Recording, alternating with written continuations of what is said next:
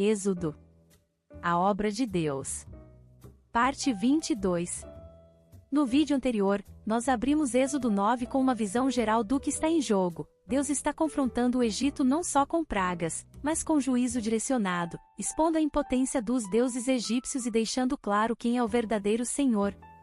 Também apresentamos o panorama das quinta, sexta e sétima pragas, a peste no gado, os furúnculos e a tempestade de Saraiva, mostrando como cada uma delas atingia áreas que o Egito considerava protegidas por suas divindades. Inscreva-se no canal, ative as notificações e compartilhe este vídeo com outras pessoas. Juntos, podemos levar a palavra de Deus ainda mais longe. Agora, nós vamos entrar nos detalhes do texto e acompanhar a narrativa passo a passo. Vamos ao conteúdo. Êxodo 9 verso 4. E o Senhor fará separação. O mesmo verbo separar é usado em Êxodo 8 verso 22. Naquele dia, separarei a terra de Gósen, em que habita o meu povo, para que nela não haja enxames de moscas, e saibas que eu sou o Senhor no meio desta terra. Porém contra nenhum dos filhos de Israel, desde os homens até aos animais, nem ainda um cão rosnará, para que saibais que o Senhor fez distinção entre os egípcios e os israelitas. Êxodo 11 verso 7. Dos hebreus, nenhum animal morreria. Os milagres do Senhor nas primeiras 9 pragas acontecem no tempo exato, com a intensidade necessária, e afetam somente pessoas, animais e bens egípcios. O rebanho destes morreria, enquanto o dos hebreus continuaria a viver. 9 verso 5.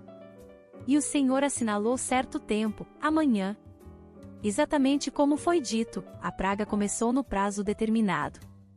O tempo exato do início das pragas, assim como o momento em que cessaram, foi um detalhe importante que assinalou o controle total e o poder de Deus para fazer acontecer tudo o que predisse, no tempo determinado por Ele. 9 versos 6 e 7. E o Senhor fez esta coisa no dia seguinte, com a 4ª praga.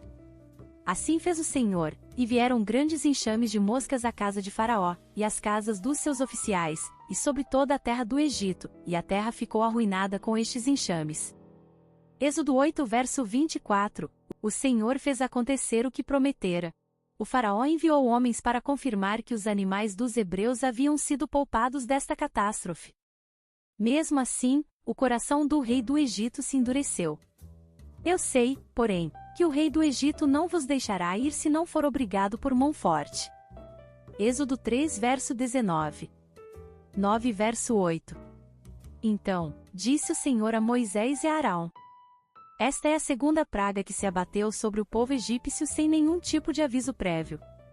Vai ter com Faraó pela manhã, ele sairá às águas, estarás à espera dele na beira do rio, tomarás na mão o bordão que se tornou em serpente. Êxodo 7 verso 15. Tomai os punhos cheios da cinza do forno, e Moisés a espalhe para o céu diante dos olhos de Faraó. O ato simbólico de Moisés de espalhar cinzas diante dos olhos do Faraó indicaria que a deflagração da sarna e as úlceras produzidas não eram mera coincidência. De fato, a praga seria enviada pelo Senhor. 9 versos 9 e 10. Não está claro no texto se os hebreus foram poupados da praga das úlceras, como acontecera nas pragas anteriores, mas é bastante razoável pensar que sim. Naquele dia, separarei a terra de Gósen, em que habita o meu povo, para que nela não haja enxames de moscas, e saibas que eu sou o Senhor no meio desta terra. Êxodo 8 verso 22.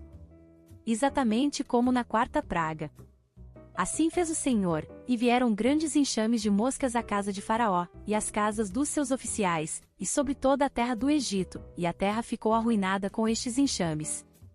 Êxodo 8 verso 24, e na 5ª, e o Senhor o fez no dia seguinte, e todo o rebanho dos egípcios morreu, porém, do rebanho dos israelitas, não morreu nenhum. Êxodo 9 verso 6, não há menção do uso da vara de Moisés em relação à praga das úlceras. Fizeram Moisés e Arão como o Senhor lhes havia ordenado. Arão, levantando o bordão, feriu as águas que estavam no rio, à vista de Faraó e seus oficiais, e toda a água do rio se tornou em sangue. Êxodo 7 verso 20. 9 verso 11. A referência aos magos. Êxodo 7 verso 11, neste versículo é quase cômica. Eles eram tão poderosos, mas mesmo assim ficaram com o corpo coberto de feridas. 9 verso 12. Endureceu o coração do faraó. Veja Êxodo 3 verso 19, 4 verso 21, 5 verso 2, 7 verso 3, 13 e 14. 9 versos 13 e 14. A frase sobre o teu coração sugere uma intensidade crescente nas pragas, capítulos 11 e 12, as quais tinham um objetivo claro, para que saibas que não há outro como eu em toda a terra. Deus está além de toda e qualquer comparação. Ele respondeu, amanhã. Moisés disse, seja conforme a tua palavra, para que saibas que ninguém há como o Senhor, nosso Deus. Êxodo 8 verso 10. Ele é diferente de todos os supostos deuses do Egito, os quais estavam agora sob seu ataque pessoal. 9 verso 15. Porque agora tenho estendido a mão, para te ferir a ti e ao teu povo com pestilência e para que sejas destruído da terra. O Senhor aponta para o fato de que ele já poderia ter destruído o obstinado faraó desde o começo, mas deu-lhe tempo para ele se arrepender e evitar a destruição. 9 verso 16. Mas deveras para isto te mantive, para mostrar o meu poder em ti para que o meu nome seja anunciado em toda a terra. O Senhor usou a obstinação do faraó. Êxodo 4 verso 21, para demonstrar o seu poder. Fazer com que seu nome fosse proclamado em toda a terra. Êxodo 10 verso 2 e Romanos 9 versos 17 e 18. O rei do Egito não era apenas um perverso ditador que controlava uma nação poderosa.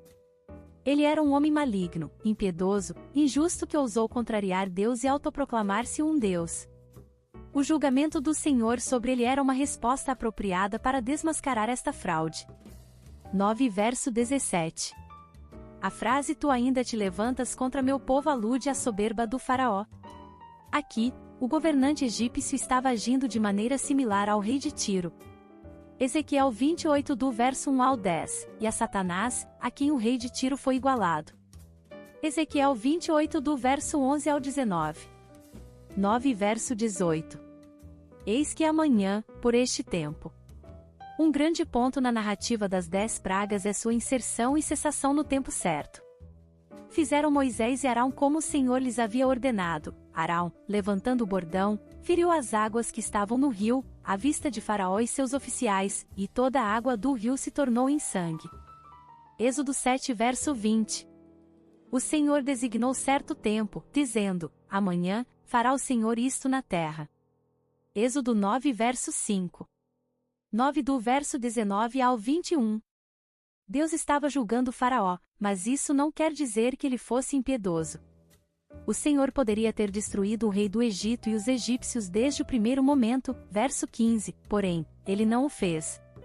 Deus também poderia ter enviado cada uma das pragas sem qualquer tipo de aviso, entretanto, na maioria dos casos, ele notificou o futuro acontecimento às pessoas. E lhe dirás, o Senhor, o Deus dos Hebreus, me enviou a ti para te dizer, deixa ir o meu povo, para que me sirva no deserto, e, até agora, não tens ouvido. Êxodo 7 verso 16. Antecipando a catástrofe iminente, ele permitiu aos egípcios que recolhessem seus rebanhos, a fim de poupá-los da destruição. Até mesmo alguns membros da corte egípcia agora temiam o Senhor. 9 do verso 22 ao 25. A linguagem neste trecho é detalhada, repetida e completamente amedrontadora. Ouvimos, de tempos em tempos, histórias a respeito de chuvas de granizo com pedras do tamanho de bolas de tênis que caíram do céu. Pelo que é dito aqui, nunca houve uma chuva tão terrível como a descrita neste trecho. A vara usada aqui é a mesma que foi mencionada pela primeira vez em Êxodo 4 do verso 1 ao 8. A saraiva, aludida nesta passagem, era os raios. Então, saiu fogo de diante do Senhor e os consumiu, e morreram perante o Senhor. Levítico 10 verso 2. Então, caiu o fogo do Senhor, e consumiu o holocausto, e a lenha, e as pedras, e a terra, e ainda lambeu a água que estava no rego. 1 Reis 18 verso 38. 9 verso 26. A exclusão da terra de Gósen das pragas fazia parte do milagre. Naquele dia, separarei a terra de Gósen, em que habita o meu povo, para que nela não haja enxames de moscas, e saibas que eu sou o Senhor no meio desta terra. Êxodo 8 verso 22. Porém contra nenhum dos filhos de Israel, desde os homens até aos animais, nem ainda um cão rosnará, para que saibais que o Senhor fez distinção entre os egípcios e os israelitas. Êxodo 11 verso 7. 9 versos 27 e 28. A resposta do faraó foi mais flexível, após ele constatar os estragos da terrível tempestade enviada por Deus. Para um homem com tamanho orgulho, dizer esta vez pequei foi uma impressionante admissão. Da mesma forma que deve ter sido custoso ele confessar que, diferente dele, o Senhor é justo. Compare esta resposta àquela que ele deu a Moisés em Êxodo 5 verso 2. Mas, infelizmente, este reconhecimento não levaria o faraó a mudar de atitude. Ele até reconheceria isto novamente. Êxodo 10 versos 16 e 17, apenas para ver-se livre de mais uma praga. 9 verso 29. Estenderei as mãos ao Senhor. Isto é um gesto de oração, erguei as mãos para o santuário e bendizei ao Senhor. Salmo 134 verso 2. Ligado aqui a um pedido. Êxodo 9 verso 28, e Êxodo 8 verso 8. O objetivo era claro, para que o faraó reconhecesse que a terra é do Senhor. Ao Senhor pertence a terra e tudo o que nela se contém, o mundo e os que nele habitam. Salmos 24 verso 1. 9 verso 30. Sei que ainda não temereis. Moisés enxerga além da superficialidade do faraó. O arrependimento deste não era sincero. 9 versos 31 e 32. Como em Canaã. Rute 1 verso 22, e 2 verso 23, a cevada era a primeira das plantações a ser colhida no final da primavera. O trigo seria colhido no verão. Por causa deste versículo, o tempo de duração das pragas pode ser estimado em aproximadamente 1 ano. Êxodo 7 verso 19. Cevada, primícias, ressurreição do Senhor. Trigo, Pentecostes, 50 dias após a colheita da cevada. 9 do verso 33 ao 35. Foi preciso uma intervenção divina para que a praga começasse e também para que cessasse. Infelizmente, a resignação, verso 27, do faraó durou pouco tempo. Ele, novamente, endureceu seu coração. Obrigada por assistir até aqui, não percam os próximos vídeos. Graça e paz, irmãs e irmãos.